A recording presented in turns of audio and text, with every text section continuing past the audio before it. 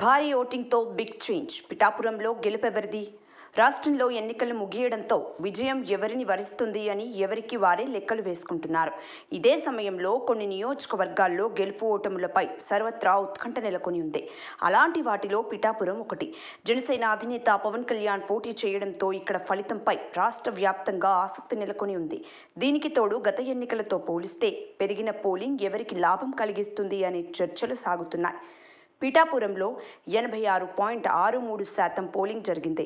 తొలిసారి 5,000 మంది ఓటు హక్కు వినియోగించుకున్నారు. పిఠాపురంలో మొత్తం 2,36,409 మంది ఓటర్లు ఉండగా 2,04,811 మంది ఓటింగ్లో పాల్గొన్నారు. గత ఎన్నికలతో పోలిస్తే 5.94% పోలింగ్ పెరిగింది. ఈ పెరిగిన పోలింగ్ ఎటువైపు మళ్లుతుంది అనేది కీలకంగా మారింది. వాస్తవానికి పిఠాపురం నియోజకవర్గానికి చారిత్రక నేపథ్యం ఉంది. పవన్ కళ్యాణ్ ఈ నియోజకవర్గం నుంచి పోటీ చేయడంతో హాట్ టాపిక్గా మారింది. వైసీపీ తరపున కాకినాడ ఎంపీ వంగా గీత పోటీ పడ్డారు. ఇద్దరు హోరాహోరీ ప్రచారం చేశారు. పవన్ తరపున పలువురు సినీ, టీవీ నటులు ప్రచారం చేశారు. చిరంజీవి సైతం వీడియో విడుదల చేశారు.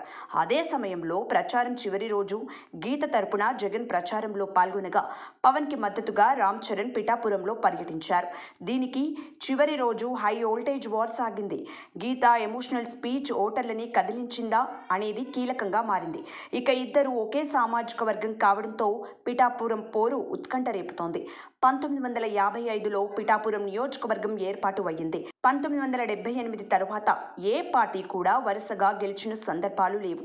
1978లో కాంగ్రెస్, 1983లో స్వతంత్ర అభ్యర్థి, 1985లో TDP, 1989లో Congress, 1994లో TDP, 1999లో independent, 2004లో BJP, 2009లో Prajarajyam తరపున వంగాగీత, 2014లో ఇండిపెండెంట్ అభ్యర్థి వర్మ గెలుపొందారు.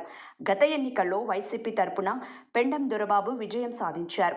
4.5 దశాబ్దాల రాజకీయ చరిత్రలో ఒకసారి గెలిచిన పార్టీ రెండోసారి గెలవలేదు.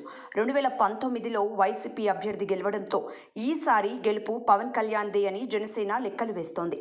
ప్రతి ఎన్నికల్లో విభిన్న తీర్పును ఇచ్చే పిఠాపురం ప్రజలు 2024 ఎన్నికల్లో ఏ పార్టీకి జై కొడతారు అనేది ఉత్కంఠ రేపుతోంది. ఇదే సమయంలో ప్రభుత్వ సంక్షేమ పథకాలు, మహిళా ఓటు బ్యాంక్, చివరి రోజు జగన్ ప్రచారం కలిసి వస్తుందని వైసీపీ నమ్ముతోంది. నియోజకవర్గంలో పిఠాపురం, యు కొత్తపల్లి, గొల్లప్రోలు మండలాలు ఈ నియోజకవర్గంలో ఉన్నాయి. కాపు సామాజిక వర్గ ఓటర్లు అధికంగా ఉన్నారు. ఈసారి ఎలాగైనా గెలిచి అసెంబ్లీలో అడుగుపెట్టాలని పవన్ కళ్యాణ్ ప్లాన్ చేసి ఎక్కువగా స్థానికంగా ప్రచారం చేశారు. అయితే పవన్ కళ్యాణ్కు చెక్ పెట్టేందుకు అధికార వైసీపీ పావులు కదిపి గట్టిగానే ప్రచారం చేసింది. ఇలా ఎవరికి వారు గెలుపు కోసం ప్రయత్నాలు చేశారు. యువ ఓటర్లు పవన్ కోసమే పోటెత్తారు. గెలుపు తమదే అని జనసేన భావిస్తుంటే ప్రభుత్వ సానుకూల ఓటు పెరిగిందని, మహిళలు భారీగా తరలి రావడం మహిళా అభ్యర్థికి కలిసి వస్తుందని వైసీపీ నమ్ముతోంది. మరి విజయం ఎవరిని వరిస్తుంది అనేది జూన్ 4న తేలనుంది.